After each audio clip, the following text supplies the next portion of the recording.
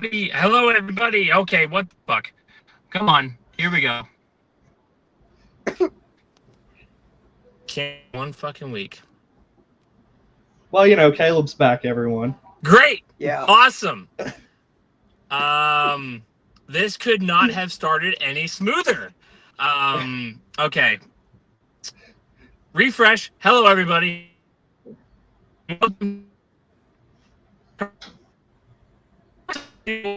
My co-host, Chris. Chris, how are you?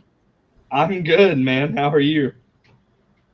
Just peachy. As you can see, this is my beloved recording studio for today.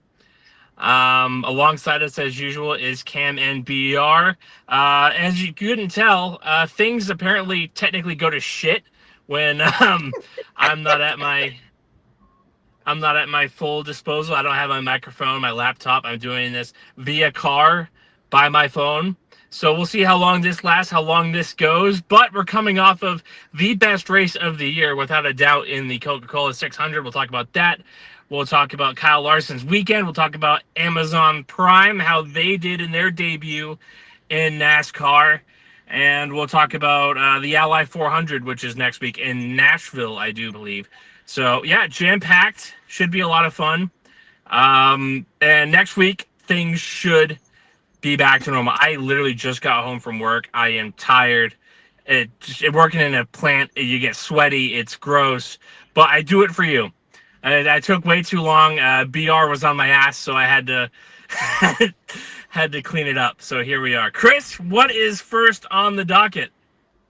Well, you kind of let it off there. Best race of the season so far, Coke 600. So let's talk about that. I think that's the best way to put it. The best race of the year so far. So I'll kick it over to BR and let's see what he has to say about the Coke 600 this week. Yeah, that race was awesome. It was a lot of fun.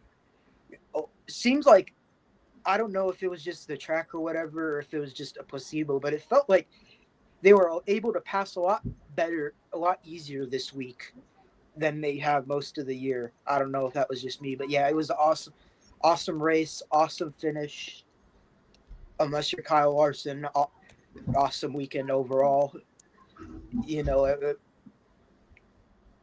I can't. Very rare to say this for any of us on this show, but I have nothing to complain about. It was a great race. Cam, can you find anything to complain about whatsoever from the weekend? I mean, outside of my personal rooting interest, no. This has become the best event on the schedule, and it's been since this car was introduced. I don't think it's even really close. There's really no other event. This was the best event in the sport when Fox was covering it, and now we don't even have to deal with that.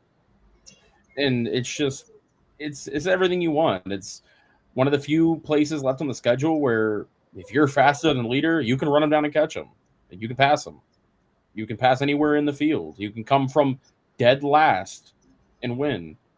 It's the perfect event, and it's really just the only event on the schedule where I think everybody, no matter what side of any kind of debate or complaint you're on, you kind of just lay down your arms and this is just the best event on the schedule. Chris.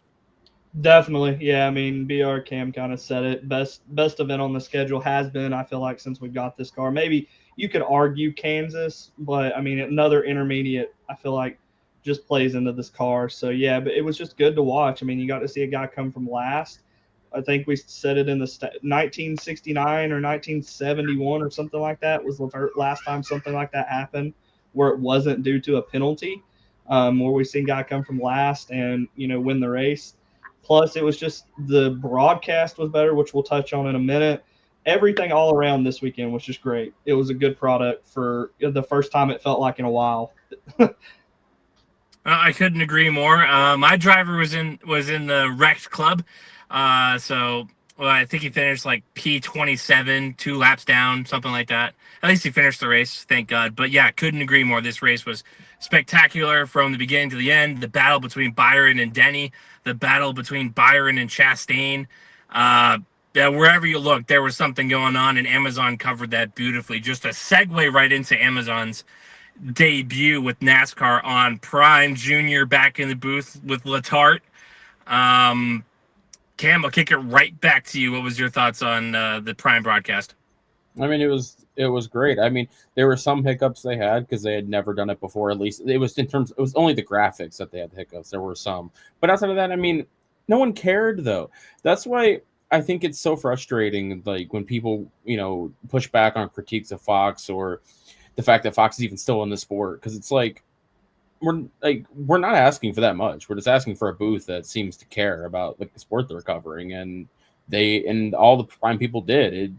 It was a great broadcast. I thought Adam Alexander was really good calling Cup. He had never called Cup before, but I thought he was very good. And I just thought it was.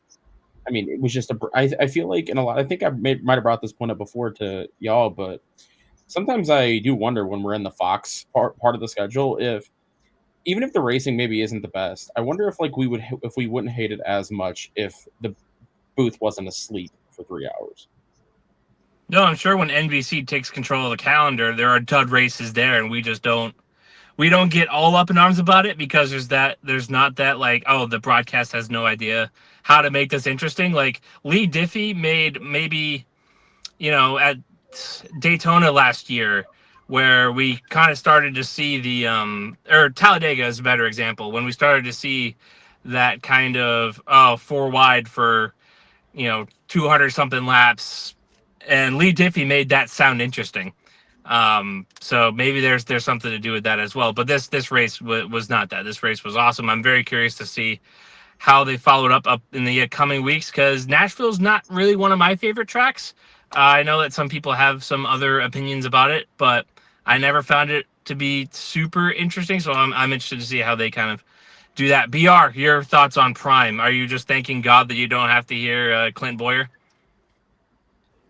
I mean, yes, but that has nothing to do with the fact that even if Fox was good, the broadcast was genuinely awesome. Really the only like thing I would say that would need to improve, and I understand. I admit this is a nitpick. I thought the transition, like when they would go to side by side to commercial, I thought that would look a bit weird at times, and like or vice versa, coming out of commercial, the graphics looks a little strange. But other than that, yeah, it was a great broadcast. I thought all the commentators were good. I thought the pit row people were nice. They did their job. And we had actual proper post race coverage. I think that's, you know, granted, it helps to have it where everybody's already in Charlotte, so there's not a whole lot of flights to catch. So naturally, you're going to be able to stay longer for that one than the other races. I concede, but it was it was genuinely awesome coverage. I mean, as good as you could realistically expect for their first race ever. Chris. Yeah, I mean, I can agree with BR and Cam and you as well. I just think they made it more fun. I guess that I mean I know it's a cliche to kind of say that, but you go to Fox and it's dull, it's boring, and I don't know where the count is there or what the issue is, like if it's producers or what, but it just felt like a fans broadcast. It felt like, you had fans watching it, but they were professional about it, right? Adam Alexander, Letarte, and Junior, they handled it really well. It just was a good broadcast altogether, in my opinion. I like the side by side. I don't like full screen commercials in my races. I've always been like that. So while it was a little weird, but again, that's a nitpick for their first race. I feel like BR kind of said as well. You gotta give them time, and I'll be interested to see how it goes, because Nashville is an interesting race to follow up with the 600. Even though it's a good racing product, some people have different opinions of Nashville, like you said. I saw a BR, you were going to say something? Oh yeah, no, it's just that I agree with Chris that no, the side by side stuff, that's not the issue with. It was just the transition to it that was a little weird at times. Like at first, like it would have the commercial start out in the little box, and then like almost just kind of like flip flop mid commercial almost. So like it could have been a tad cleaner, but like Chris said, it's just a nitpick. If that's the biggest thing that went wrong in your first ever race, you take that all day long. sure. Cam, you were going to say something before I rudely interrupted you for Oh, no, BR. you're fine. No, I'm just saying I saw a stat that like I think it was like I mean, granted, part of it's because Prime is a paid service, but I think it's like they showed like a third of the total commercials Fox did in the same broadcast last year, and there was only like I think they said like 9 minutes of full screen commercial, and it was all under caution.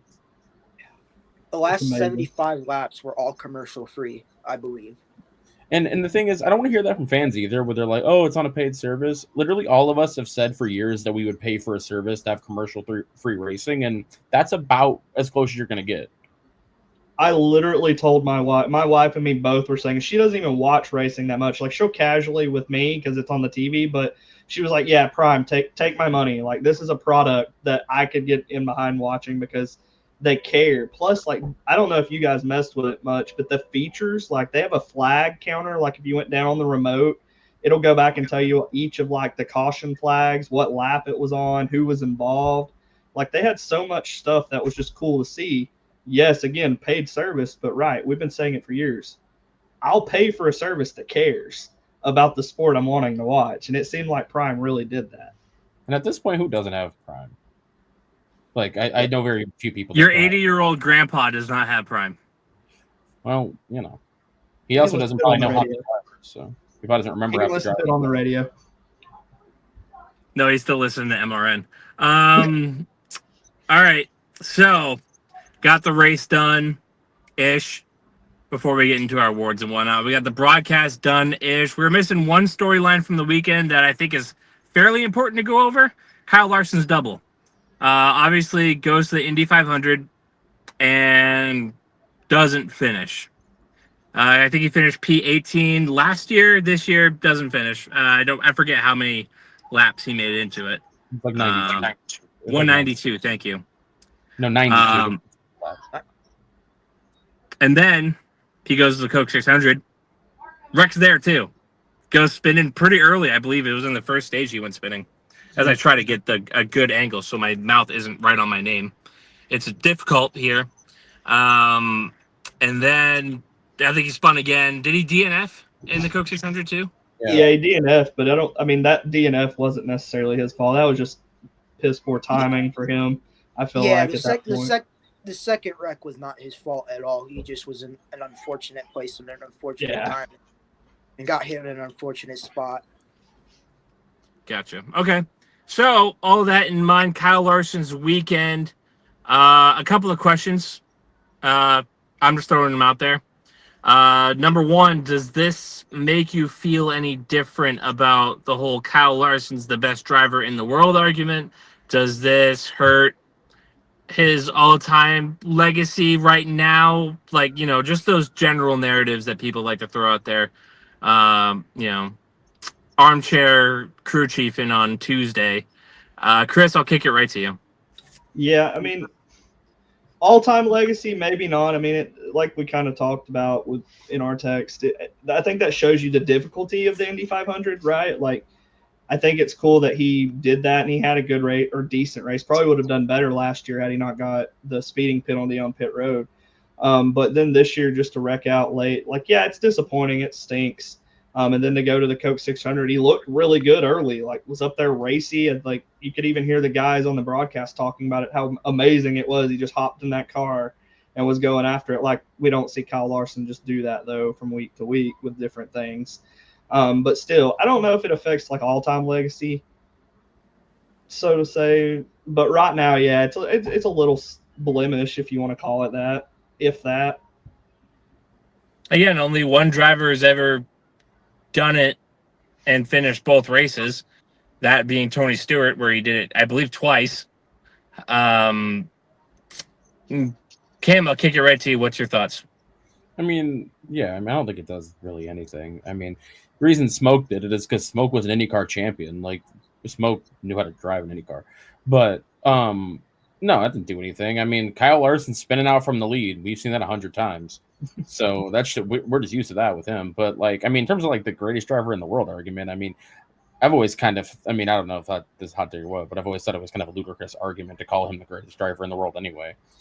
Because he's not, because I mean, he's probably the best driver in Cup, but it's not exactly clear. And then You had all these other series where guys are a lot more dominant. So I've never really thought that was a great argument. So I don't think it affects it because I never thought he was. But in terms of like his at least his like American motorsports legacy, it doesn't do any. I don't think it does much. I mean, no one's ever really succeeded in doing the double except for Smoke, and he'll probably do it again next year. To be honest, Think so? I mean, if McLaren wants to do it, I don't see why he wouldn't do it because I feel like he thinks he's got unfinished business. BR, anything left to add? Yeah, I mean, no, I agree with the rest of the group. It doesn't really do anything for me. I mean, we saw Scott McLaughlin crash out on the pace lap, so like him crashing in an Indy car when that's not really his specialty doesn't really move me. So yeah, it doesn't do anything for me. I think for like Cam too, where you said like the greatest driver in the world argument, if you wanted to get like nitpicky with that, I think, and I said this to Kaleb, his willingness, Kyle Larson's willingness to try other things, if anything, probably makes him the best driver because you don't. Your daughter couldn't disagree more. Yeah, I know. I can tell. Obviously, she's having a great time. Well, my thing with that is also is like, just like your top Formula One drivers, they're not like allowed to do that either. So that's also one thing. Like, if like Max Verstappen or Lewis Hamilton could go run an IndyCar or a Cup car and it would have the time to do that, they would do it. They just can't. So it's impossible to really make those distinctions. Have you guys may have seen this? There's a video out there of Lewis Hamilton ripping Tony Stewart like stock car around a road course, and like just watching him rip that stock car around a road course. Like, yeah, I know it's a road course, but still, like, would be interesting enough to like when he does call it quits. Like, come on, Justin Marks, let's throw Lewis in the Project 91 on a road course. I want to see if he can just rip it around the road course. It's an amazing video to watch. If you ever go Google it or YouTube, whatever you want to later. It's also funny because Max Verstappen is a lot of iRacing, and his favorite thing to do is run Talladega. Yeah. All right, Chris, where are we headed next? Looks like driver awards. So we can go with our driver of the race or driver of the week first before we hand off the terrorists, because I have a feeling we may all be leaning the same way. Is anyone not going to pick Ross Chastain for driver of the week? Just ask. I was going to pick William Byron. I have Byron too. All right. Yeah, I mean, We'll it was kick a it over to two-horse BR. race. Yeah, we'll let BR start out since me and Caleb. Yeah, BR, what's your take? yeah, I mean, honestly, I was gonna go with AJ Allmendinger. He finished fourth, finished top 10 all of the first three stages. Finished fourth. I mean, I like it. Other than Chastain, obviously, he to me he had the most impressive drive of the race for me. And Cam, you went Ross for the obvious reasons, driving from last to first. Yeah, maybe that was presumptuous of me, but I just kind of thought that was like objective drive of the day. I mean it is. It just I want to shout out someone else. I mean, for me, it was Byron's number one. Hell of a job just dominating 3/4 of that race. Battling with Denny, that was awesome to watch. And the racecraft at the end, like we talked about in the group chat, was really impressive. 99% of people would just wreck Chastain for that, or wreck himself doing it. I just thought it was a really, really good drive by him. He earned some respect out of me for sure, as somebody who's not been the biggest Willie B fan.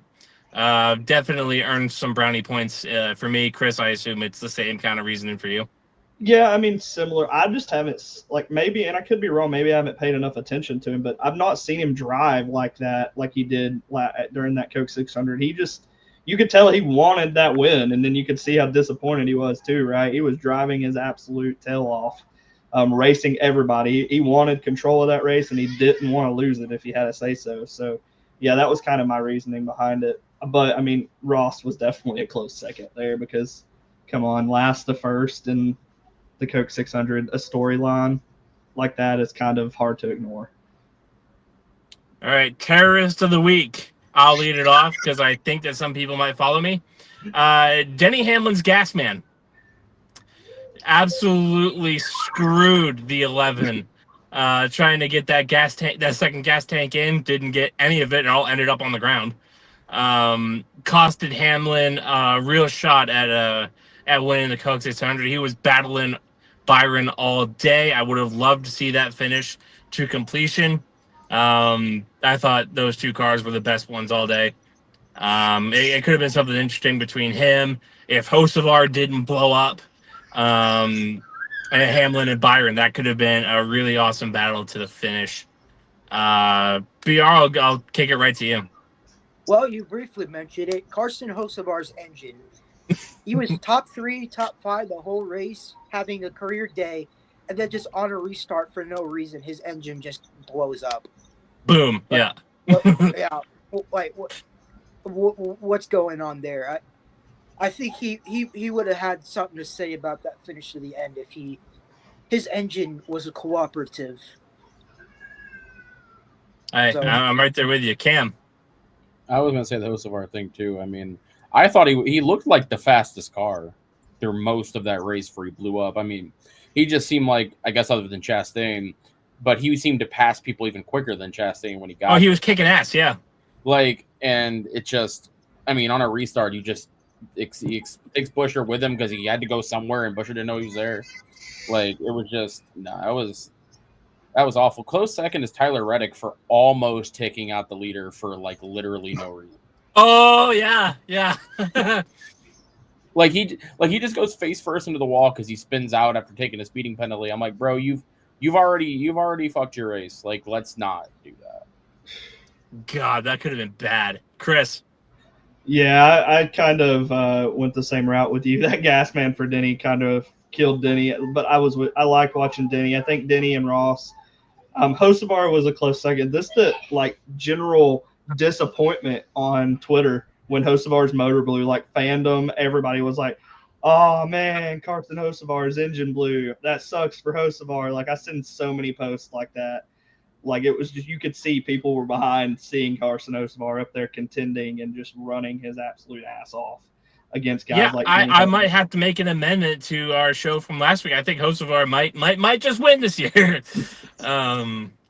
We'll see how the rest of it plays out. But those are your drivers and terrorists of the week. Any honorable mentions that we didn't get to? We mentioned Reddick, just about wrecking the leader. Anybody else that we missed? Maybe some honorable mentions for driver of the week. Again, I think BR touched on it last week, but Legacy Motor Club with John Hunter Nemechek, I know he didn't finish as good as maybe. I'd have to look right offhand, but he was up in the top 10 most of the race. It seemed like he was involved just in contending. I think. Yeah, I don't have the things or the finish up here. I had my motorsports for our DraftKings segment, which is coming up in a minute. My favorite segment of the week, baby.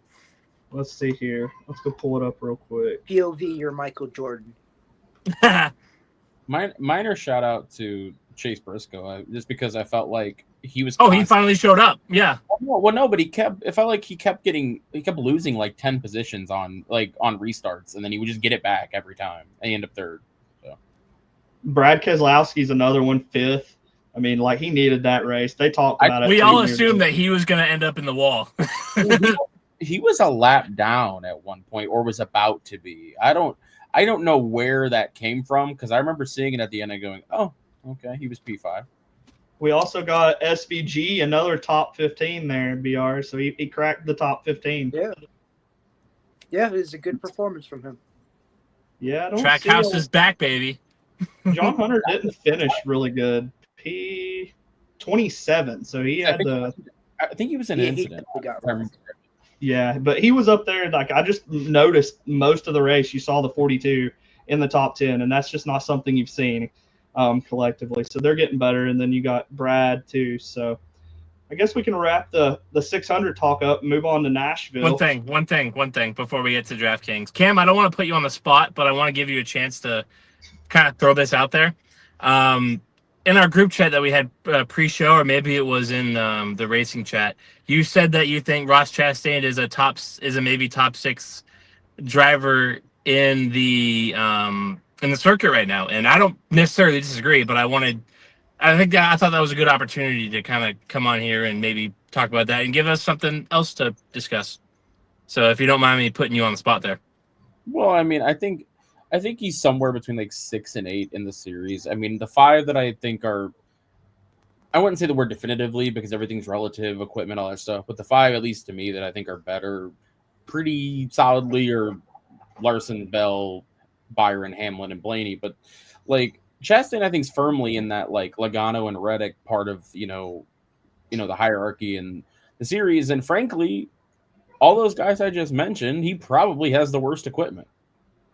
And he's constantly outperforming it. I mean, his teammates are nowhere. Granted, I don't think much of us think very highly of Suarez or Van Gisbergen on anything but a road course. But like, I don't know. He just feels like he's gotten to a point where 3 years ago, most of us would have preferred he was not in the circuit at all. And I think he's kind of cleaned himself up. He's a veteran driver now.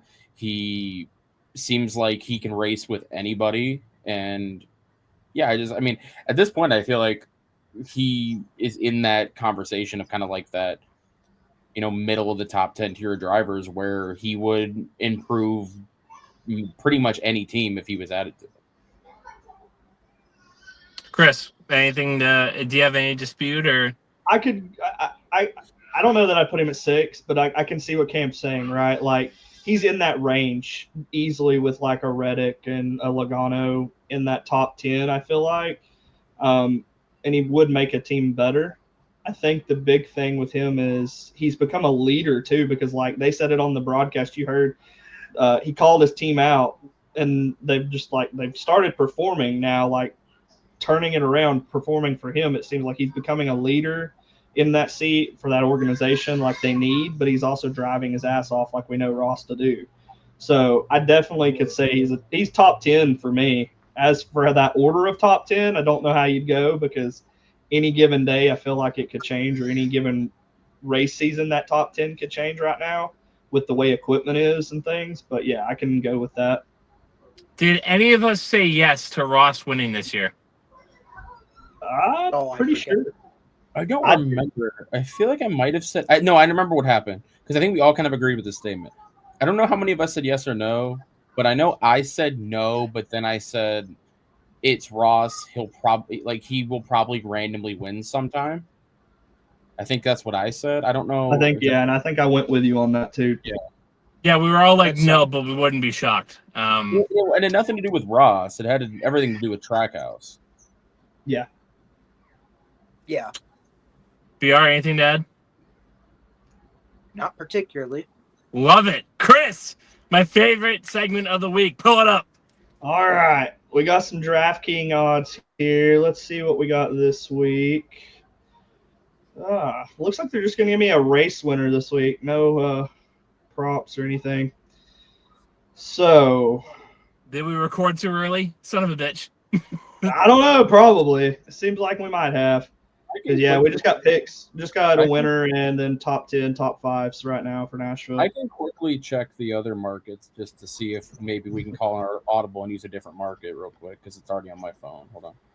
Listen, if DraftKings ain't paying us, if we got to change it up, we'll change it up. No, that's what I'm saying. I'm just seeing if one of the other ones has it. Looks like they're actually not. This FanDuel doesn't even have the race winner. All they have is the championship future. What? Like, hold on. All right, I only got one more chance. Let's try Fanatics. I don't think it's going to be the Ally 400 either this weekend, Caleb. It looks like they've got a new sponsor for Nashville. This is going to be the Cracker Barrel 400. The 48's been underperforming in the Ally 48 in the Ally 400, so had to switch it up. I just checked FanDuel and Fanatics. They only have the drivers champion future. I don't know why none of these places. Oh, there it is, but it's still only the winner, top 3, top 5, top 10. Yep, that's all I got. That's all a shame. Well, that is a shame. I like having some better props there to go over, but We'll roll with it for this week, I guess. Let's talk about this Cracker Barrel 400 then to start. Since we're just gonna Cracker be Barrel honest. 400. Give me a fucking break. I believe That's the name. I believe there used to be a race back when sponsored by Cracker Barrel It was where the Atlanta race. it was Atlanta. Okay. Yep. Because it was I remember that was, if I'm not mistaken, and I only know this because I was on NASCAR Classics watching old races the other day. That was the one that was the name of the race that Harvick got his win in right after Earnhardt died. It was the Cracker Barrel something other, whatever the magical number they decided to throw at the end of the sponsor. Okay, so winner for Nashville. I'll go with. I'll let you guys go. Chris. I'm going to roll with Denny this week as long as he doesn't have a fumble on pit road. And the Great reason why, last 3 races, he's led 265 laps. He hasn't won anything, but I mean, he's had speed, shown it consistently, and I feel like he really wants to get into victory lane again after his gas man fumbling the Coke 600 for him. So I'm going to roll with Dennis. I'm surprised that guy still has a job. BR. Nice. Well, I was gonna go Hamlin for the same reason Chris did. Why not? We'll go with it. Just pretend I said what Chris said. We're going with it. What are the odds on Denny Hamlin? Let's go see. What are the odds on Dennis Hamlin for this weekend? He's actually at plus money right now for the race winner at plus 550. We got a top 3 of plus 160. If my computer, top 10 is, there's no money there for that. But yeah, top race winner, top 3. That's a plus money right now. Cam, where are you going? I don't know. Nashville's a weird race. I don't know, like, because I feel like there's been a different winner every time they went there, and I feel like, so it was a Larson, Elliott, Logano on that Gong Show last year. And Chastain a couple years ago. Yeah. Yep. So, I was gonna actually say Hamlin too, but I'm not gonna just because they said it. I'm gonna go with a different JGR car, and maybe Chase Briscoe finally wins. That's not bad. What are we at on Briscoe? I was gonna say Briscoe actually intrigued me because, well, no, it wasn't Briscoe. It was the other former SHR driver, Ryan Preece, because he's actually not bad here, but. You could get Briscoe at plus 2,200 right now for race winners. So I didn't lag out. I'm just checking stats. It's a weird race because I feel like the dominant card like the last couple of years hasn't won, and then it's like a 1 1/3 mile concrete oval, and then the time matters and like the time of day matters. It is a weird race. I feel like I remember Bubba Wallace qualifying like on the pole really high here once. All right, I got my pick. all right. Brad Keselowski. He finished P5 in the stages last year. I think he finished like 20th because of like all the stupidity that was that finish with all the gas mileage and whatnot. Had P11 the year before that, I believe, when I was just briefly looking at it. Brad's shown speed. As long as he hangs in there, I think he can get the job done. Chris, pull up the odds on Briscoe and Keselowski for me. Brad Keselowski's at plus 2,500 for your win. He's at plus 700 for a top 3. And then Briscoe is plus 2,200 for the win and plus 600 for a top 3. They actually may have pretty good top 10s, though. Let's see. Briscoe's at minus 125. Now, Keselowski's still at plus money on a top 10. He's at plus 100. We'll see how that looks on Friday. I might throw some cash down on my way to Jelly Roll and Post Malone. Hey, we'll see what happens though, because it is a concrete track, so Alan Gustafson might like smell the fumes. That's it. Hey, I need that right now. For the longest time, was it, what year was that? Was it 2022 where they won on every concrete track or damn near? Yeah, Dover, Nashville, they literally went to all the concrete tracks and just were top 3 at least. No contention. It just sucks now. So maybe I need an Alan Gustafson What's the type first of weekend. concrete track of the year? So because it's just Nashville and Dover that are concrete. Well, in Bristol. Yeah, in Bristol. I guess it's the second concrete track of the year. All right, so before we close it out, because we only hit 35 minutes, I try to get to 45 if I can. Well, All of our favorite drivers are still winless. It's been a long season for all of us in very many different ways. I didn't really know what I was gonna do with this, but like I just wanted a section where we can air our grievances and maybe manifest some good energy going into the rest of the schedule, because I think we got a solid mix where a lot of our favorite drivers could win. Nashville, Mexico City, Michigan, one of my favorite tracks, Pocono. I think we got a solid mix coming up. Chris, which one of us is gonna finally win? Are any of us going to win by the time the prime season is over? Can you feed us some hope? If anybody, I'd like to say Blaney's going to win though, but I went on that with Cam a couple weeks ago, and me and Cam both failed on that. So I don't know if Blaney's going to do it or not, but I could see him pulling this out in Nashville, even though it's just a weird track. I think maybe two out of the 4 of our drivers could win, maybe 3 out of the 4. Heck, who knows? Mexico City's really the outlier there, and then Pocono too, being fuel mileage. So I'd hope, honestly. I don't know. I'm going to ho-hum probably through top 10s and top 15s as a Chase Elliott fan for the next 5 weeks, knowing my luck, and then get a win right before the playoffs. But, it's whatever. I'll take it. Cam, you have any positive energy to give us? I have a take because of the specific drivers that all 4 of us like. One of our drivers will win, like, by Pocono, like including Pocono. One of the 4 will, because just one of the 4. Yeah, just one. Just it could be any of the 4, but it will be one of them. No prediction on who and when. No reason I say that. I'm not doing that to dodge, because Blaney's won at Michigan. Bubba Wallace is like owed a win at Michigan at this point. Bowman ran really well at Michigan a couple of years ago. Michigan, I do believe, at this point should be named after Elliott because of his father. And then Pocono, Bowman's won there. Blaney's won there. Bubba's pretty good there. And Chase is pretty good there. Now, 0 chance any of them win at Mexico, which might be the foil in my plan.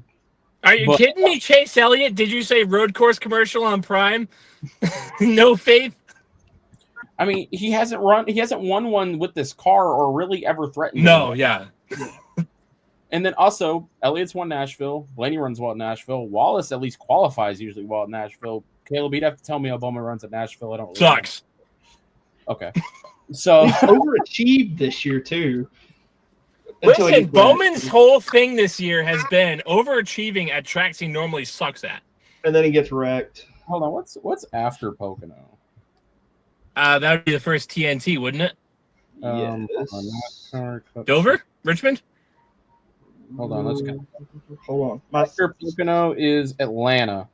Yep. So actually, I'll extend it one over to give myself a buffer. Just to give myself a buffer by Atlanta, because it's Atlanta. BR, positive energy. You got it? Yeah, I mean, last few weeks has been kind of unfortunate, but other than winning, I feel like 90%, 80 to 90% of the season, I've been pretty pleased with how Bubba has ran. So, yeah, bit of a... It's a sick shirt you're wearing, too, for sure. Yeah. He's got a pole at Michigan, so... And probably should have won so, I mean, your Harvick won his last one. So, yeah, I mean... Go ahead. Can't complain. I can't complain too much. We're in a bit of a slump, but slumps are meant to be broken, so maybe, hopefully, we get the job done.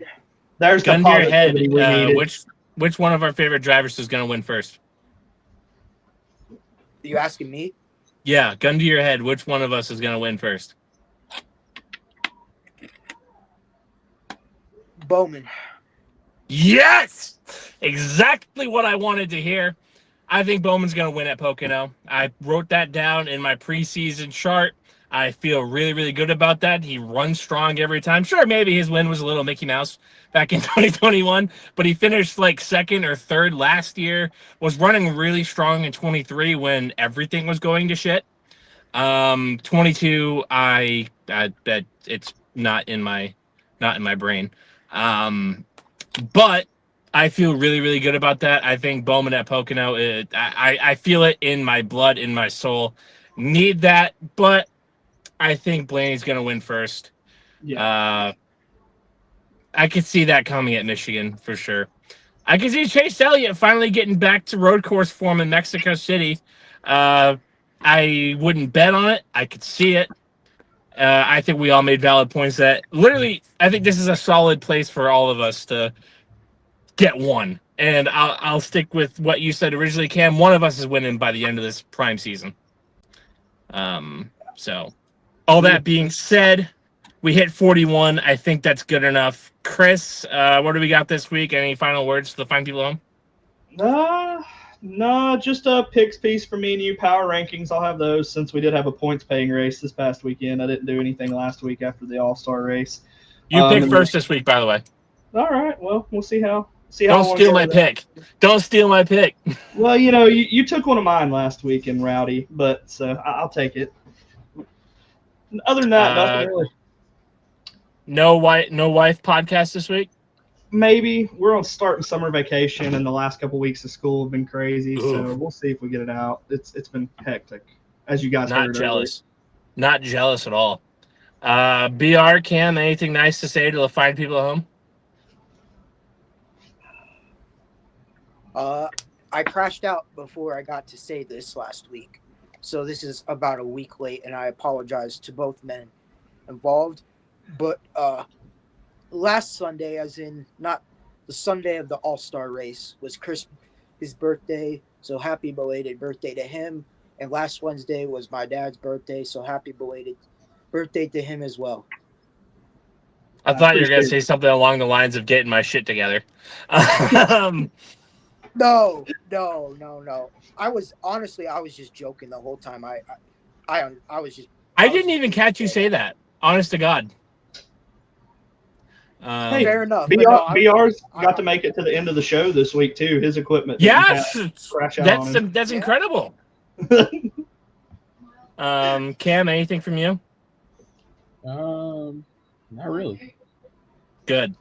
Well, folks, I will be fully capable, fully invested. No more phone camera, microphone quality. I'm sure this sounds awful. And we'll be hooked up. We'll be ready to go. I'll be in my new place, and we will be here next week looking a little more normal. Thank you all for watching. Thanks for sticking with us.